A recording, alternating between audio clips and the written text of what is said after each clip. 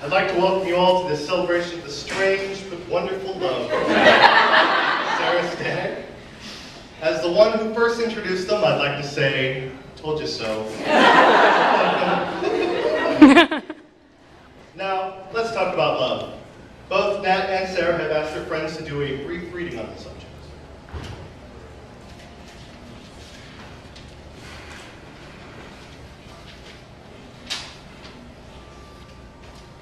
Loving the Wrong Person by Andrew Boyd. We're all seeking that special person who's right for us, but if you've been through enough relationships, you begin to suspect there's no right person, just different flavors of wrong. Why is this? Because you yourself are wrong in some way, and you seek out partners who are wrong in some complementary way. But it takes a lot of living to grow fully into your own wrongness. It isn't until you finally run up against your deepest demons, your unsolvable problems, the ones that make you truly who you are, that you're ready to find a lifelong mate. Only then do you finally know what you're looking for. You're looking for the wrong person, but not just any wrong person, the right wrong person. Someone you lovingly gaze upon and think, this is the problem I want to have.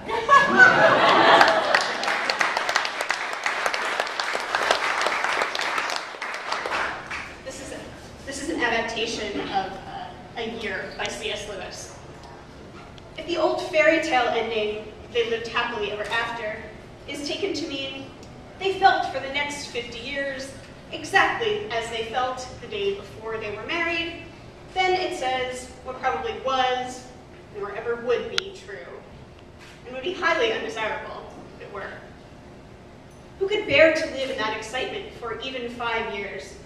What would become of your work, your appetite, your sleep, your friendships? But, of course, ceasing to be in love need not mean ceasing to love. Love in this second sense, love distinct from being in love, is not merely a feeling. It is a deep unity, maintained by the will, and deliberately strengthened by habit. They can have this love for each other, even at those moments when they do not like each other, even as you love yourself, even when you do not like yourself. They could retain this love when each would easily, if they allowed themselves, be in love with someone else. Being in love first moved them to promise this fidelity. This quieter love enables them to keep the promise. It is on this love that the engine of marriage is run. Being in love was the explosion that started it.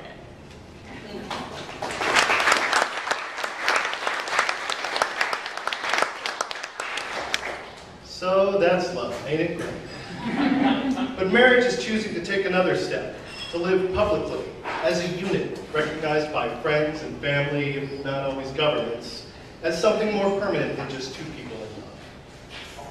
Marriage is a commitment to one another and to the life and family we're creating together. This commitment isn't just between Nat and Sarah. It's shared with all of you lovely people. All of you tonight here who support and contribute in various ways to the relationship. You are Nat and Sarah's community. And each of you has played a part in bringing them to this moment. That is why gathering as a community is such an important part of the wedding ceremony. Because a marriage is a public statement, acknowledging and celebrating that Nat and Sarah are leveling up, taking new form as a married couple. And it is in this form that they will now be a part of your community.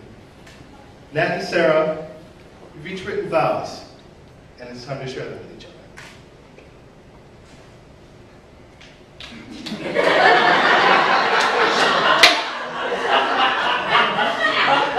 I'm not sure.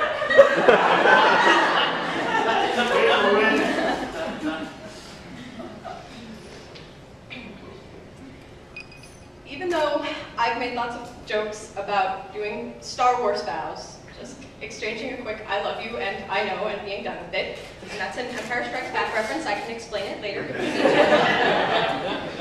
It's not entirely a joke why I like the idea. It's because that is what's really important to me about our relationship. which is I love you, and I know. I knew we had something special the first time you danced with me in the kitchen, and I knew I loved you when I looked around and realized how much bigger and brighter the world was with you in it every day. And if you could make me that effortlessly happy, I knew I wanted to spend the rest of my life with you. Nat, you are funny, thoughtful, understanding, and impossibly patient with me even when I don't deserve it. I am unspeakably grateful for the life that we have made together, one that makes room for sun and sand, and lots of snow, and starry skies alongside comfy couches and giant televisions. I promise I will always be there for you, to support you, listen to you, comfort you, scratch the places you can't reach, make crazy costumes for you, cook delicious meals, and follow you on any adventure. I love that you challenge me and inspire me and make it possible and even easy for me to be not just who I am, but the better and more mindful person that I want to be. Thank you for marrying me. Thank you for throwing this big giant party to tell everyone all about it. I will try every day to live up to the privilege of being your wife. And I promise I will always love you, and I will spend the rest of our lives together making sure that you know.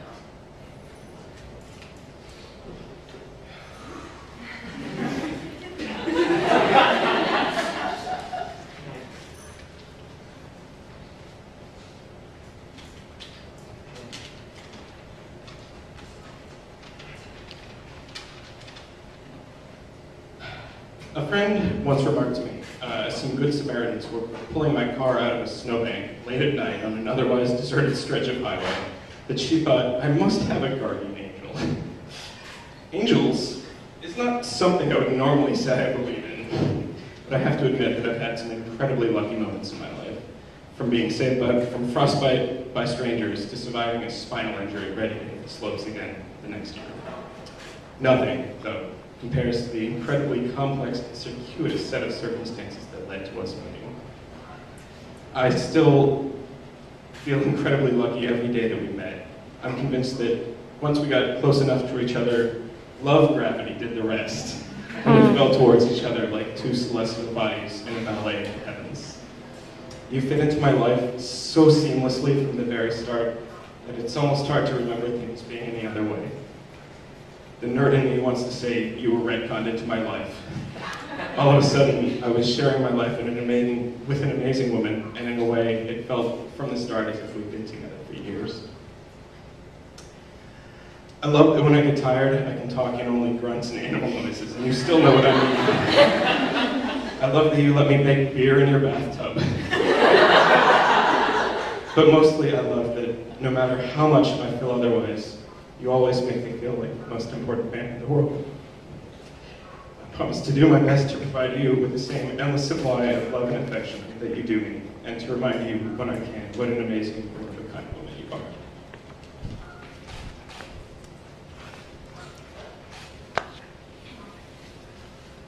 This is the point in the ceremony where an actual priest would talk about a wedding band being a perfect circle and having no beginning and no end.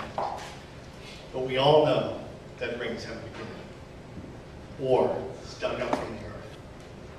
Metal is incinerated in a pure furnace at 1,000 degrees.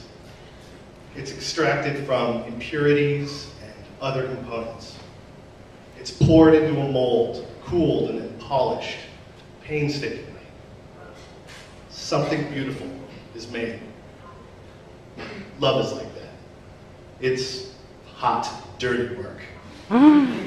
It's done by imperfect people, but it comes from humble beginnings, and it ends up something beautiful. It's the process of making something beautiful where there was once nothing.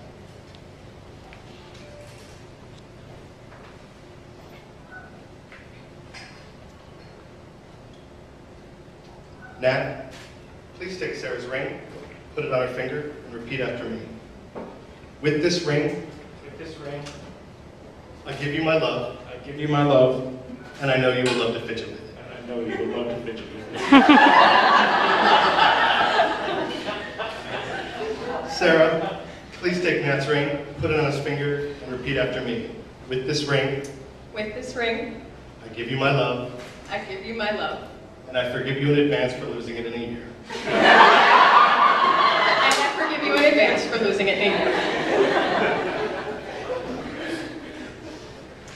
Nat, Sarah, although I'm officiating here today, it's not truly in my power to sanctify or legitimize or bless a relationship in any way, because the two of you have already done that in your hearts. So instead, I ask you each to pronounce your love to each other in front of your family and friends. Sarah, do you take Nat to be your husband, to have and to hold, even when he gets twitchy and can't sit still, forever and ever, or at least for a really long time? I do. Nat, do you take Sarah to be your wife, to have and hold, no matter how many shoes or spatulas she buys, forever and ever, or at least for a really long time? I absolutely do. I heard it. You all heard it. I think we all know what this means. The groom and the bride have got a kiss.